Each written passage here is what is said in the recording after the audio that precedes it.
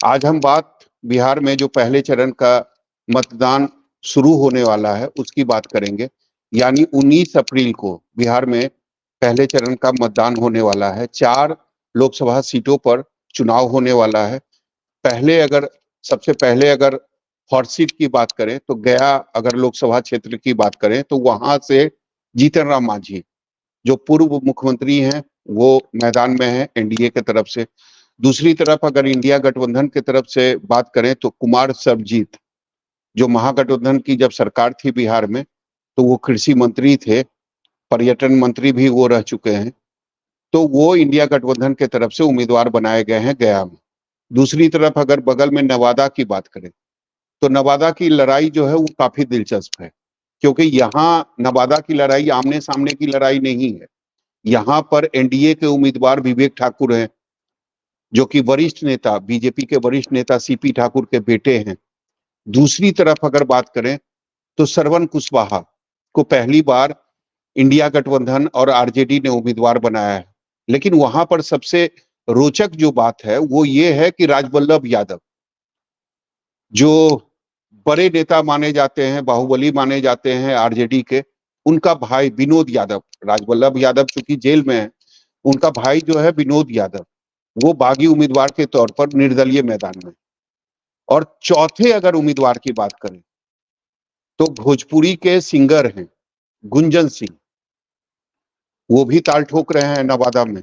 तो नवादा में जो लड़ाई है वो आमने सामने की लड़ाई नहीं है, क्योंकि यहाँ दो दो बागी उम्मीदवार जो हैं विनोद यादव और गुंजन सिंह वो मैदान में हैं। हालांकि दोनों एक दूसरे का नुकसान करेंगे। विनोद यादव जो हैं वो निश्चित तौर पर इंडिया गठबंधन का नुकसान करेंगे। गुंजन सिंह जो हैं वो चूंकि भूमिहार जाति से आते हैं तो वो नुकसान सीधे तौर पर एनडीए का करेंगे। कम करेंगे ज्यादा करेंगे ये तो परिणाम जब आएगा तब पता चलेगा। तीसरी अगर सीट की बात करें औरंगाबाद की सीट, वहां बिल्कुल लड़ाई आमने सामने की है। बीजेपी ने एक बार फिर से 2 बार के जो सांसद रह चुके हैं सुशील कुमार, उन पर भरोसा जताया है। और सामने जो है वो अभय कुशवाहा है। अभय कुशवाहा कुछ महीने पहले या कुछ दिन पहले जो थे वो जदयू में थे, जदयू के वो युवा प्रदेश अध्यक्ष भी रह चुके हैं। अचानक वो आरजेडी में शामिल हो गए, आरजेडी की तरफ से उन्हें सिंबल भी मिल गया। अब वो इंडिया गठबंधन की तरफ से वो उम्मीदवार बनाए गए हैं औरंगाबाद। चौथी जो सीट है वो जमुई की सीट है, वो भी काफी इंटरेस्टिंग है। 2 बार सांसद रह चुके हैं चिराग पासवान, इस बार वो खुद उम्मीदवार नहीं है, वो खुद हाजीपुर से उम्मीदवार बने हैं। लेकिन जमुई की जो सीट है उन्होंने अपने परिवार के अंदर ही रखा है, यानी उनके जो जीजा जी हैं अरुण भारती, उनको उन्होंने अपनी पार्टी की तरफ से उम्मीदवार बनाया।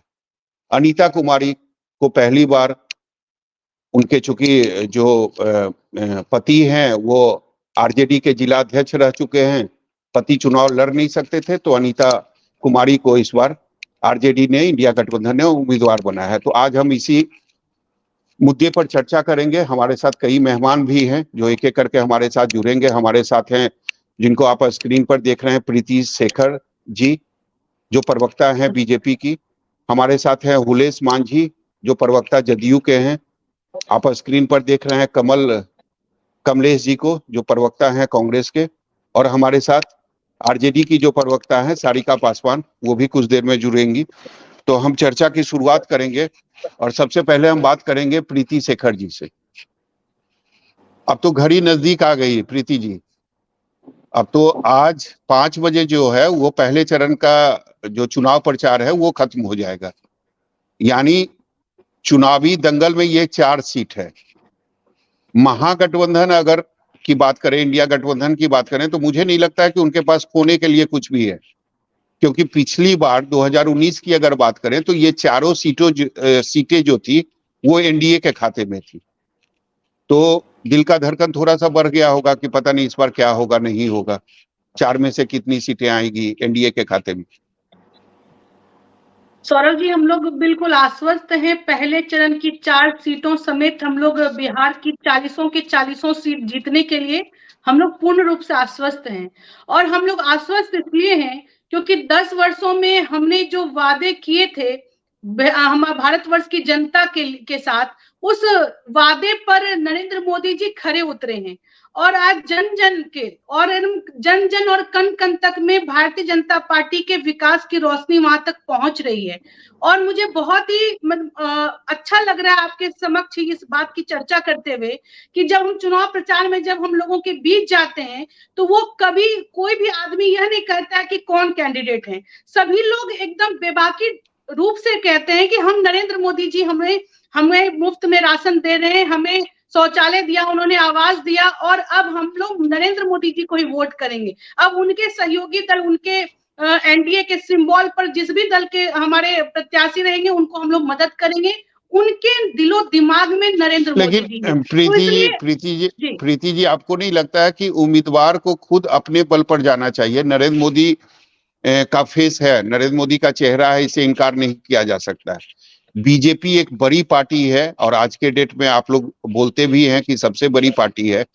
तो अगर आपको पार्टी ने उम्मीदवार बनाया है तो एक आपका अपना फेस वैल्यू भी होना चाहिए। जो लोकसभा क्षेत्र में अगर आप जाएं तो लोग सबसे पहले आपके चेहरे को देखें, बाद में वो नरेंद्र मोदी को देखें, बाद में वो बीजेपी को देखें। तो चेहरा भी सब मुझे लगता है कि काफी महत्वपूर्ण होता है।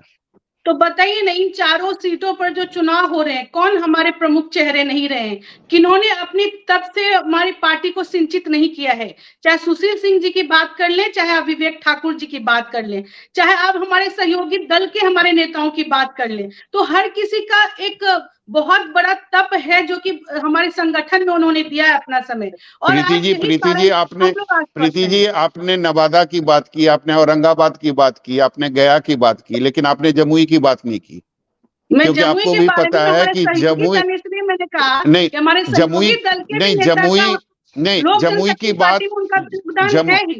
जमुई की बात आपने इसलिए नहीं की कारण कि वो ऐसे उम्मीदवार हैं जिन्होंने पार्टी को सींचा नहीं है, वो अचानक आ गए मैदान में। नहीं, बिल्कुल नहीं, अचानक कोई भी मैदान में नहीं होता है। यह सब राष्ट्रीय जनता दल अन्य दलों में हुआ करता है, लेकिन यह भारतीय जनता पार्टी उसके सहयोगी दल में नगण्य देखने को मिलेगा। और खासकर भारतीय जनता पार्टी में तो बिल्कुल भी नहीं। जो कभी दरी बिछाया हुआ है वही कभी उसी को राज तिलक की भी कह के भी मौके उन्हीं को मिलते हैं। और सौरभ जी देखिए, अभी जो पूरा परिदृश्य है, हम तो लोकसभा चुनाव के मैदान में हैं और पहले चरण का आज चुनावी शोर भी थमने जा रहा है।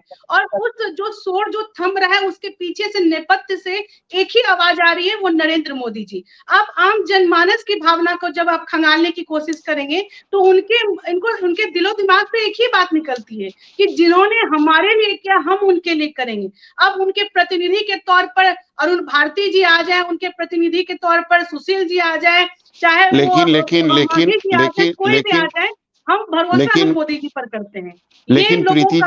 लेकिन प्रीति जी जनता तो बात करेगी ना। जनता के सामने बीजेपी के नेता परिवारवाद को लेकर बात करते हैं तो जनता तो कहेगी ना कि पहले चरण में जो आपके चारों उम्मीदवार हैं वो परिवारवाद के ही उदाहरण है। चाहे विवेक ठाकुर की बात करें, चाहे जीतन राम मांझी की बात करें, चाहे अरुण भारती की बात करें या फिर सुशील सिंह की बात करें, चारों उम्मीदवार जो हैं वो परिवारवाद से ही आए हुए हैं।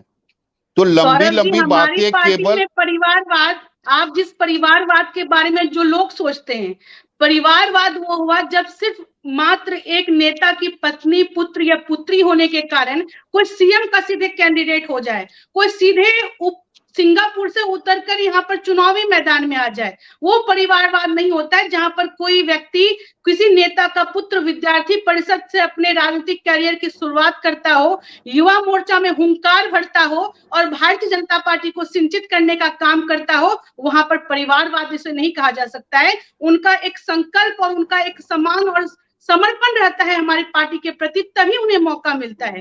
तो आप अन्य दलों और भारतीय जनता पार्टी में जब आप देखेंगे, चाहे विवेक ठाकुर जी के बारे में बात कर लें, चाहे जितने नेताओं के बारे में आपने बात की, आप उनका इतिहास खंगालिए। क्या वो डायरेक्ट लाए गए? क्या सीधे उन्हें एमपी का टिकट थमा दिया गया? क्या सीधे उन्हें मैदान में उतरने की छूट दी गई? बिल्कुल नहीं। उन सभी लोगों का एक समर्पण और संघर्ष रहा, तब जाकर आज उन्हें यह मुकाम मिल पाया है। कितने करोड़ों कार्यकर्ताओं के बीच में उन्हें मौका मिल पाया। इसीलिए सौरभ जी, प्रीति जी थोड़ा करना चाहूंगी एक बात। प्रीति जी थोड़ा सा बता दीजिए हमारे दर्शकों को अरुण भारती के बारे में। उनका संकल्प, उनकी देखिए जो सौरभ जी, संघर्ष है, अरुण उसके बारे भारती में जी भी का बता दीजिए। अरुण भारती जी के बारे में आपको आज आमंत्रित करना चाहिए था, लोक जनशक्ति पार्टी के भी हमारे प्रवक्ता को। नहीं, मैं आप अपने चूंकि पार्टी की अधिकृत प्रवक्ता हूँ, इसीलिए मैं अपने पार्टी के बारे में अपनी बातों को यहाँ पर रखूंगी। बाकी हमारे सहयोगी चलिए दल ठीक, है, उस नाते हमारे जो संयुक्त कार्यक्रम है, आप सरकार कैसे बनेंगी उस पर मैं चर्चा कर सकती हूँ, लेकिन मैं आप समझ गया, व्यक्तिगत किस तरह के बारे में बात कर रहे हैं, मैं तो समझ उसके गया, अधिकृत मैं समझ प्रवक्ता ही गया, बता पाएंगे आपको। मैं जी समझ गया। पहला तो कि जवाब नहीं है, दूसरा है कि अगर सहयोगी पार्टी है तो उनके बारे में हम क्यों बोले। कमल जी आपके पास आएंगे, 4 सीटों पर परसों चुनाव होने वाला है और चारों ऐसी सीटें हैं जो कि 2019 में भी आपके खाते में नहीं थी। तो इस बार 4 सीटों में से कितना पर भरोसा है? अब ये मत बोल दीजिएगा चारों में से चारों जीतेंगे। अगर जी सौरभ क्या जी, लगता है 4 बिल्कुल। में से कितनी सीटें जीतेंगे, और उसका आधार भी बताइएगा कि क्यों लगता है कि आपकी जीत होगी वहां पर। आज जो देश जो है वो निर्णायक मोड़ पे खड़ा है। नरेंद्र मोदी अब वर्सेस इंडिया गठबंधन और कांग्रेस। देश इस मुकाम पे आके आज खड़ा है कि लोग किसी एक की तरफ जाना पसंद करेंगे। इन्होंने, इंडिया गठबंधन ने देश के युवाओं को नौकरी की बात की, किसानों के एमएसपी की बात की, गरीब महिला की लखपति बनाने की बात की, श्रमिकों को न्यूनतम आय 400 रुपया करने की बात की। इसके विपरीत बीजेपी ने, भाजपा ने बेरोजगारी की पक्की गारंटी दे दी है, किसानों पर कर्ज रहेगा इसकी पूरी गारंटी दी है। तो फिर तो और 40 में से सुरक्षित, 40 सीटें बिहार में आपकी। कारण आप बिल्कुल ये जो मुद्दा बता रहे हैं ये पूरे देश भर का बता रहे हैं। इस फिर बार 400 पार का नारा तो मुझे लगता है कि बीजेपी तो गलत दे रही है, कांग्रेस को सौरभ देना जी, चाहिए था। बिल्कुल बिल्कुल, उसमें कोई आधार ही नहीं है बीजेपी के पास कि 400 का नारा वो किस बेसिस पे दे रहे हैं। कोई फंडामेंटल ही नहीं है उनके पास। आज जो पुराना उनका मैनिफेस्टो था उसमें तो उन्होंने कहीं कोई सुधार किया नहीं। आज न गरीबी सर को अभी खोलने तक के लिए कमलेश जी तैयार हैं। कमल जी आपने मेरे सवाल का जवाब नहीं दिया। 4 में से कितनी सीट और उसका आधार क्या है अगर आप जीतेंगे तो? 4 में से हम लोग चारों पे पूरी मजबूती के साथ जीतेंगे। अब अभय जी हमारे बहुत मजबूत कैंडिडेट हैं वहां कैसे? से। कल तक तो वो नीतीश कुमार की पार्टी में थे, आपके मजबूत साथी कब से हो गए? एक्चुअली वहां आरजेडी का जो समीकरण बन रहा है औरंगाबाद में, वो समीकरण तो पूरी तरह से वहां धूमिल हो चुका है। तो वो कौन सा समीकरण समीकरण? से परे लवकुश का वहां पे वोट हो गया, चाहे राजपूतों की वोट हो गया। तो उस मामले में कांग्रेस पार्टी अभी बहुत मजबूती के साथ वहां पे अपना ये कर रही है। हम लोग मतलब अपने आपको कैंडिडेट ये को, लगता है कमल जी कि केवल अभय कुशवाहा के जाने से लवकुश समाज का वोट बैंक आपके साथ आ जाएगा? नहीं, ऐसा नहीं है कि उनके जाने से पूरी तरह से वोट आ जाएगा।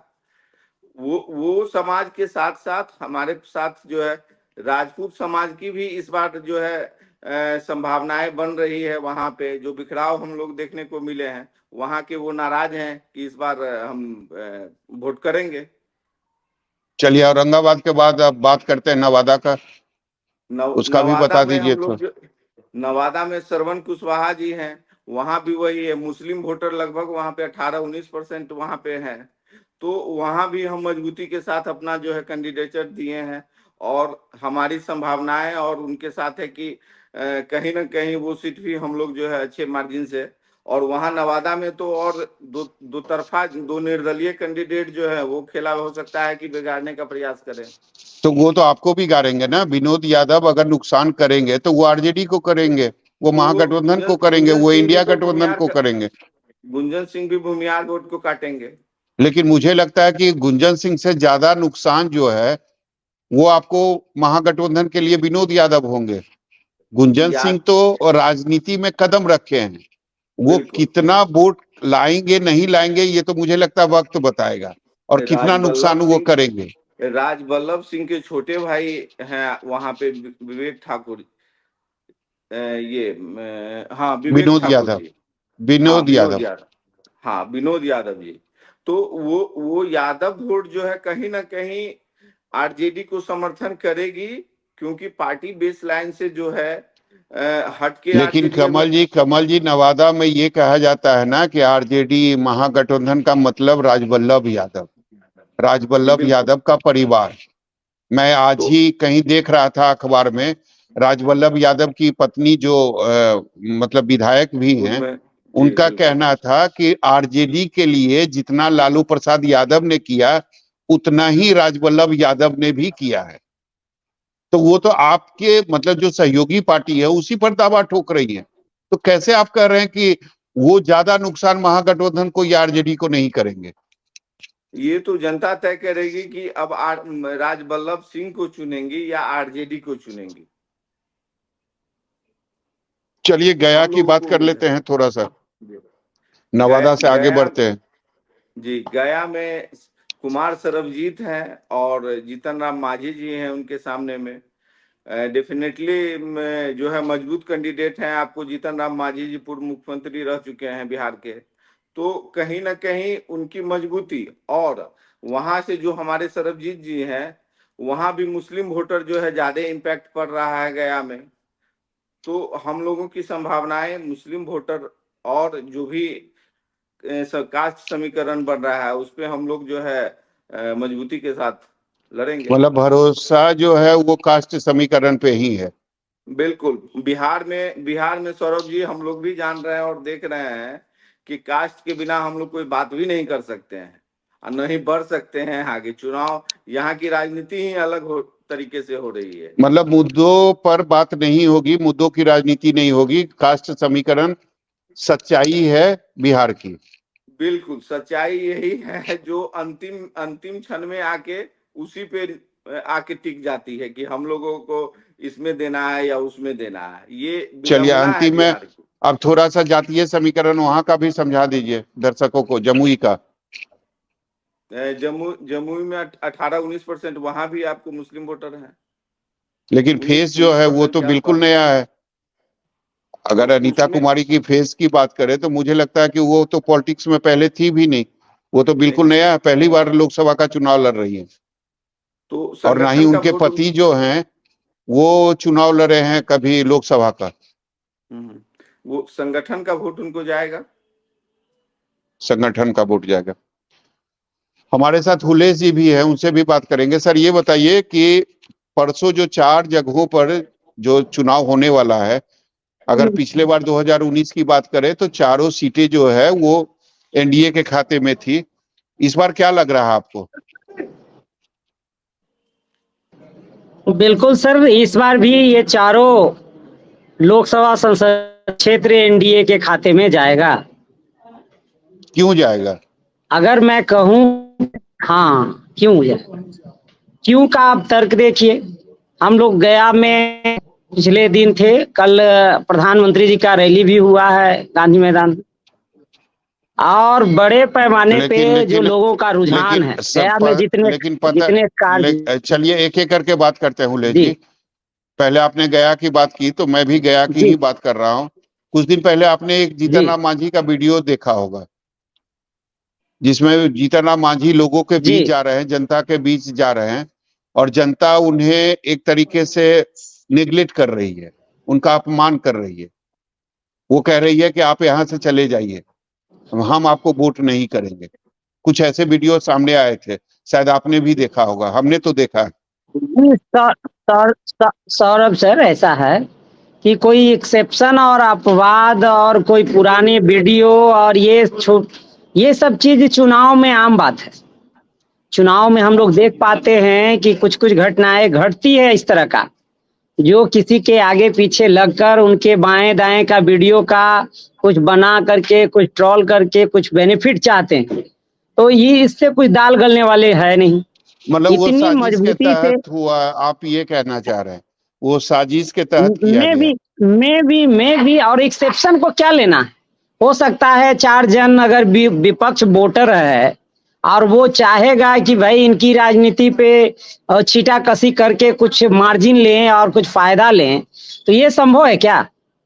जिस प्रकार से गया में काम किया गया है, गया का रबर डैम बनना, गया में गंगा जल उपलब्ध होना, गया में फल्गु नदी किनारे जो उस पर 4 लाइन पुल बनना, गया में अंतर्राष्ट्रीय हवाई अड्डा, गया का महाबोधि संस्कृति हॉल, गया का विकास के लिए ट्रेनिंग सेंटर, बिपाटा, मतलब अनगिनत काम गया लोकसभा के में किया गया है।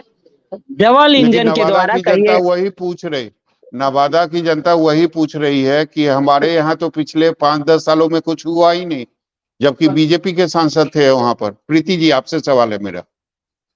गया में आपके सामने अभी आपने सुना होगा, हुले जी ने काफी विकास के कार्यों की चर्चा की। तो नवादा की जनता आज भी पूछ रही है कि पिछले 10 सालों में पहले गिरिराज सिंह और उसके बाद चंदन सिंह हालांकि आपके पार्टी से नहीं थे, लेकिन आपकी सहयोगी पार्टी से वो सांसद थे।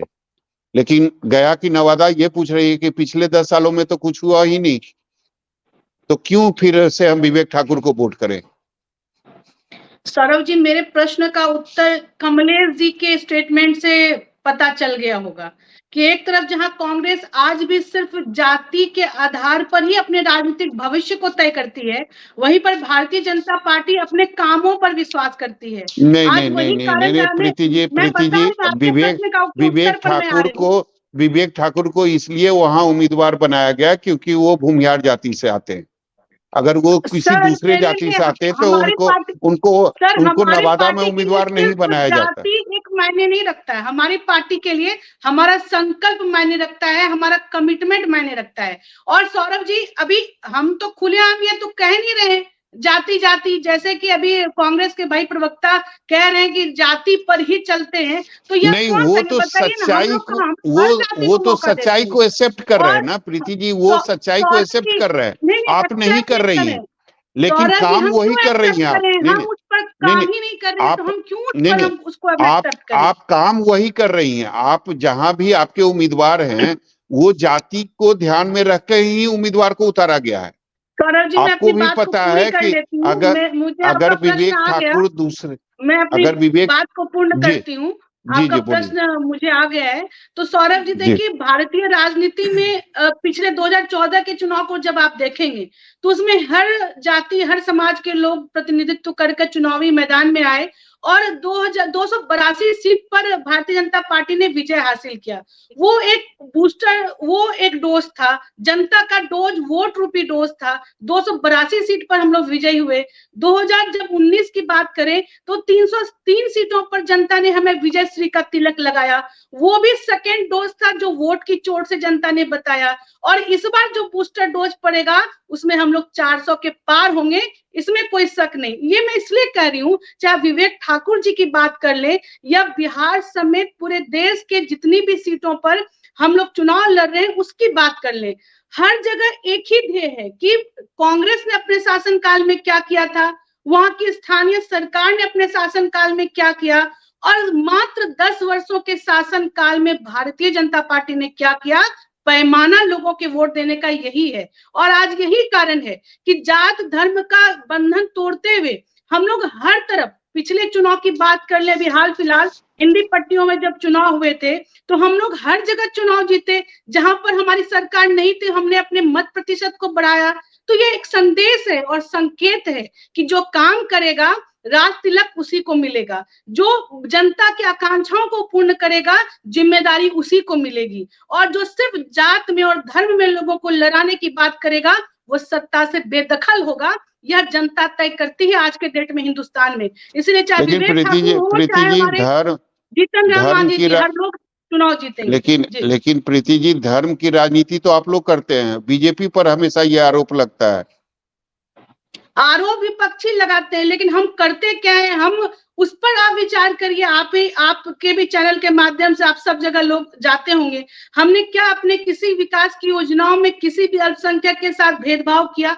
आज भी सवर्ण आरक्षण का 10% जो लाभ मिल रहा है उसमें हमारे मुसलमान अगरे भाई को बहुत ज्यादा लाभ मिल रहा है। हमारे यहाँ जो अभी अनाज जो लोगों को मुफ्त में मिल रहा है उसमें भी हर वर्ग के 40 में लोग से जिसमें के अल्पसंख्यक है वो भी उसमें शामिल है। लेकिन मैं पूछना चाहती हूँ उन दलों के नेताओं से, अभी यहाँ पर अगर आरजेडी के प्रवक्ता रहते तो मुझे प्रश्न पूछने में और ज्यादा उल्लास होता, लेकिन उसके ही सहयोगी दल कांग्रेस है, यहाँ के प्रवक्ता बैठे हुए हैं। इसलिए सौरभ जी मैं आपके माध्यम से पूछना चाहती हूँ कि जिन्होंने माई समीकरण को आधार मानकर इस राज्य की सत्ता पर काबिज होने का काम किया और जो जिनकी आबादी भी वाई से ज्यादा है, उनके कैंडिडेट को अभी तक उन्होंने क्यों नहीं मुख्यमंत्री बनाया? क्यों आज तक वो पिछड़े रह गए? क्यों आज तक उनके बीच विकास की तो रोशनी नहीं पहुंच पाई? प्रीति जी आपसे भी तो सवाल पूछा, प्रीति जी आपसे भी तो सवाल पूछा जाएगा ना कि बीजेपी ने एक भी उम्मीदवार जो बिहार में है वो एक भी उम्मीदवार मुस्लिम जाति से नहीं आते हैं, मतलब मुस्लिम समुदाय से नहीं आते। का भी उत्तर देती हूँ सौरभ जी। जब अल्पसंख्यकों पर हम भरोसा करते थे, हम उनके उम्मीदवार भी देते थे, लेकिन कभी भी उन्होंने हमें वोट नहीं दिया। करते थे मतलब करते हैं नहीं।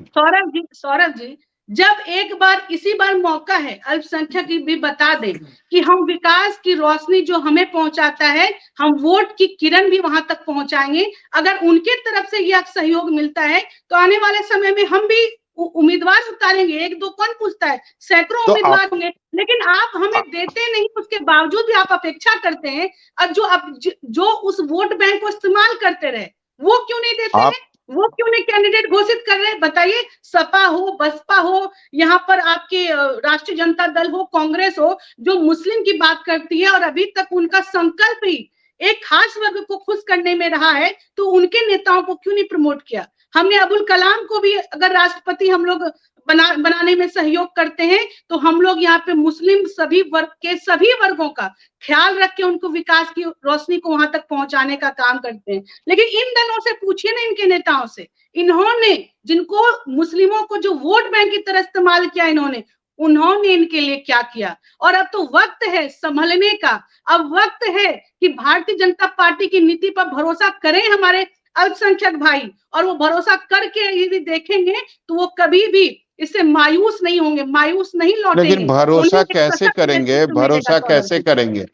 भरोसा आपकी पार्टी पर मुस्लिम समुदाय के लोग कैसे करेंगे? प्रधानमंत्री सौरभ भाई आप ही बताइए ना, इन लोगों ने कहा था ना कि भारतीय जनता पार्टी की सरकार बन गई, नरेंद्र मोदी भी प्रधानमंत्री बन गए तो सभी मुसलमानों को बाहर कर देंगे। अरे भाई कितने मुसलमान भाई हमारे देश से बाहर हो गए, अब दूसरे जगह के लोग यहाँ पर आकर अपना आश्रय ढूंढ रहे हैं।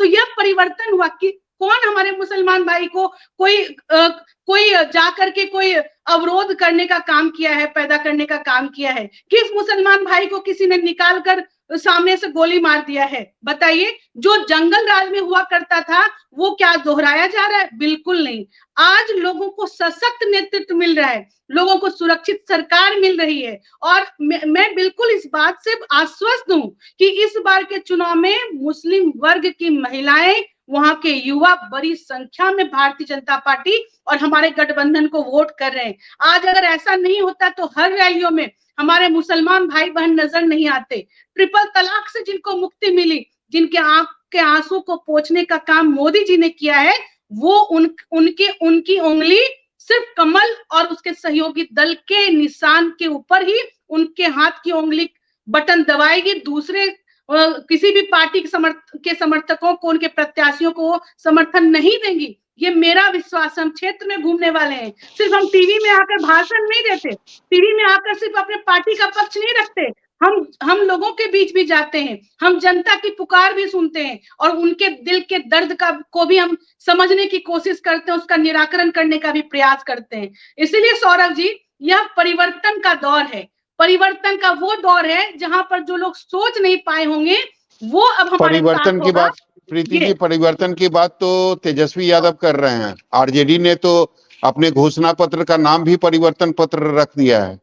बिल्कुल, उन्हें रखना भी चाहिए था। परिवर्तन इसलिए उन्होंने रखा क्योंकि अब वो राजद के कार्यकर्ताओं को नहीं बल्कि सिंगापुर से सीधे लैंड करा के अपने घर की बेटी को मौका दे रहे हैं। परिवर्तन इसलिए भी है क्योंकि हक हुकूक की बात करने वाली पार्टी, समाजवाद का बात करने वाली पार्टी अब सिर्फ एक परिवार में सिमट गई है, इसलिए उन्हें परिवर्तन नाम रखना चाहिए। और परिवर्तन नाम इसलिए भी रखना चाहिए कि जो भ्रष्टाचार की चाशनी को लपेट लपेट के जिन्होंने खाया हो पिया हो, वो आज लोगों को भ्रष्टाचार मुक्त शासन व्यवस्था देने की बात करता हो, तो उन्हें परिवर्तन, अपने यात्रा का नाम, अपने संकल्प का नाम परिवर्तन नाम से शुरू करना ही चाहिए था। लेकिन जनता ये सब जानती है, सब देख चुकी है। कहते हैं जो टेस्टेड है, जो टेस्टेड है उस पर जनता भरोसा करेगी। अब किस पर भरोसा करेगी है तो वक्त बताएगा। सौरभ जी, लेकिन प्रीति जी, अगर नवादा लोकसभा क्षेत्र को अगर देखें तो बाकी 3 जगह पर तो मुझे एकदम लड़ाई जो है वो आमने सामने की दिखाई दे रही है, लेकिन नवादा की जो लड़ाई है वो थोड़ी सी रोचक हो गई है, कारण 2-2 बागी उम्मीदवार हैं। अगर गुंजन सिंह की बात करें तो मुझे लगता है कि जो आपका वोट बैंक है उसी में से इन्वारी करेंगे गुंजन सिंह, और नुकसान फिर एनडीए को होगा, बीजेपी को होगा। नहीं सौरभ जी, ऐसा नहीं है। अब जनता भी बहुत जागरूक हो गई है। आप पिछले चुनाव के परिणामों पर जब ध्यान देंगे तो कई जगह ऐसे निर्दलीय उम्मीदवार मैदान में आए जरूर, लेकिन वो 50,000 तक भी वोट लाने में मतलब बहुत परेशान हो गए। जो दमखम रखा करते थे, जिन्होंने उस क्षेत्र से कभी कभी मतलब निर्वाचित हुआ करते थे, वो भी वोट लाने में बहुत सक्षम नहीं हो पाए। तो यहाँ पर एक सीधा सा स्पष्ट संदेश है कि एक तरफ राष्ट्रवाद है, दूसरे तरफ सनातन को गाली देने वाले हैं। एक तरफ लोगों को ईमानदार नेतृत्व है, दूसरे तरफ भ्रष्टाचारी नेतृत्व है। तो जनता अब बीच वालों के पक्ष में जाने का मतलब उतना भी यह नहीं करती है। ठीक है, कोई व्यक्तिगत संबंध हो सकते हैं, व्यक्तिगत किसी का सहयोग किसी ने किया होगा तो ठीक है, 20,000, 25,000, 50,000 तक वोट ला सकता है, नो डाउट। लेकिन वो जीत के लिए, जीत के आंकड़ों को वो हार के आंकड़ों में परिवर्तित कर दे, ऐसा किसी में आज के डेट में मुझे नहीं लगता है। जहां तक मैं समझ पा रही हूँ कि ऐसा किसी में अभी नहीं है ऐसी क्षमता, क्योंकि सीधे लोग नरेंद्र मोदी जी पर भरोसा करते हैं। और इस बार का जो संकल्प पत्र जारी हुआ भारतीय जनता पार्टी का, तो माननीय प्रधानमंत्री नरेंद्र मोदी जी ने जो संकल्प के माध्यम से जो मोदी की गारंटी दी है, जनता को उस पर भरोसा है सौरभ जी। इसलिए कोई भी थर्ड फ्रंट, कोई भी थर्ड लीडर जो किस क्षेत्र से खड़ा हो रहा है, किसी भी दल से कोई या निर्दलीय, तो उन पर जनता का भरोसा नहीं होगा। क्योंकि स्पष्ट मत है कि हमारा एक वोट पड़ेगा तो फिर राष्ट्रवाद के रास्ते खुलेंगे, हमारा एक वोट यदि नरेंद्र मोदी जी को पड़ेगा तो फिर हमें आने वाले समय में जो गरीब गुरबा है उन्हें मुफ्त में अनाज मिलेगा, युवाओं को रोजगार मिलेगा, महिलाओं को सम्मान मिलेगा।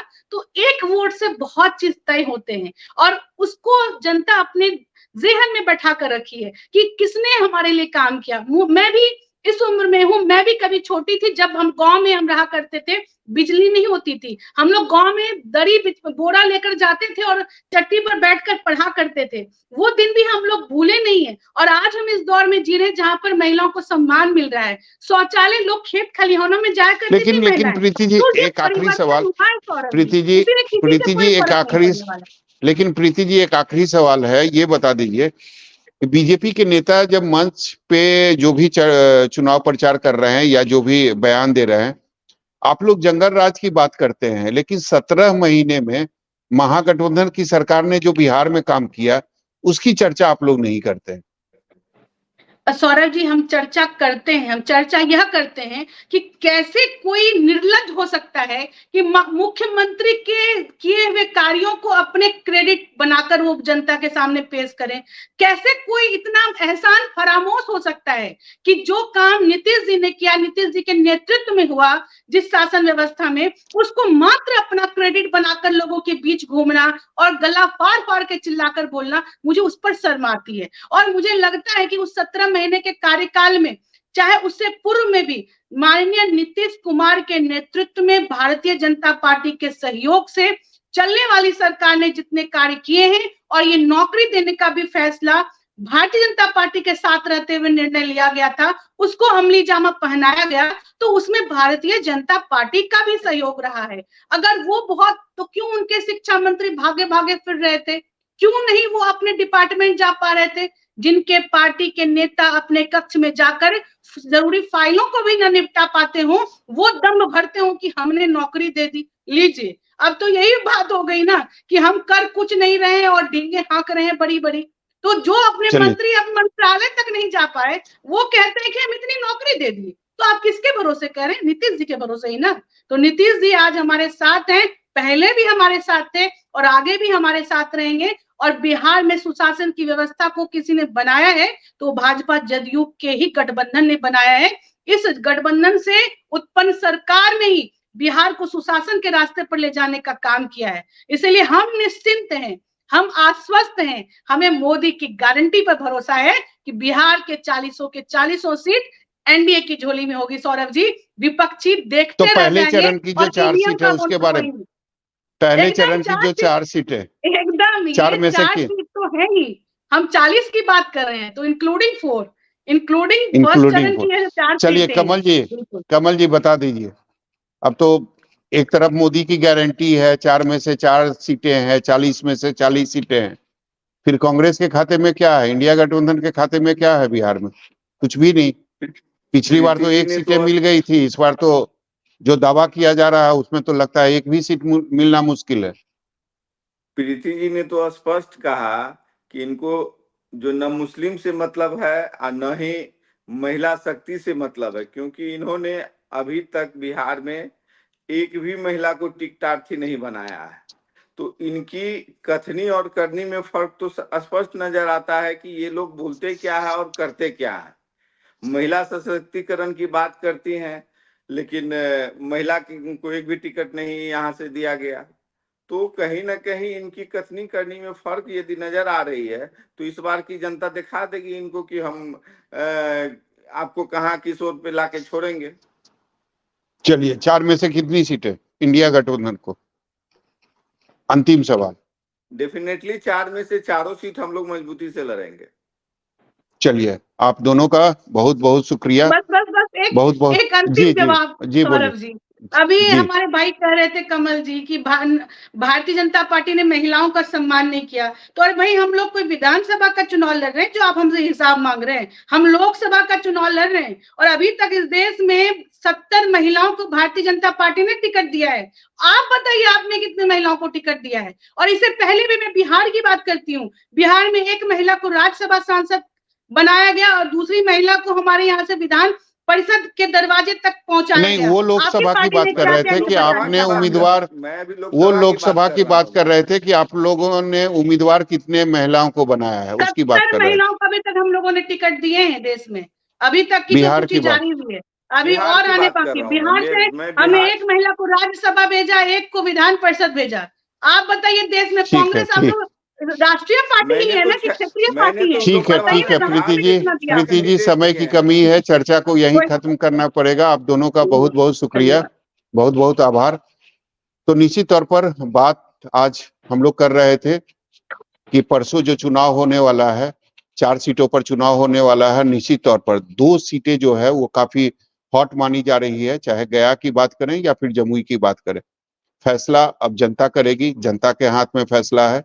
सभी पार्टी के नेताओं को जितनी भी कोशिश करनी चाहिए थी, जितनी जोर लगाना चाहिए था, सभी पार्टी के नेताओं ने लगाया है। एनडीए के तरफ से भी और इंडिया गठबंधन के तरफ से भी, प्रधानमंत्री की भी रैली हुई है और मुझे लगता है कि चारों लोकसभा क्षेत्र में उनकी रैली हुई है। तो अब फैसला जो है वो जनता के हाथ में है और 4 जून को जब परिणाम आएंगे तभी पता चलेगा कि किसकी जीत और किसकी हार हुई। नमस्ते।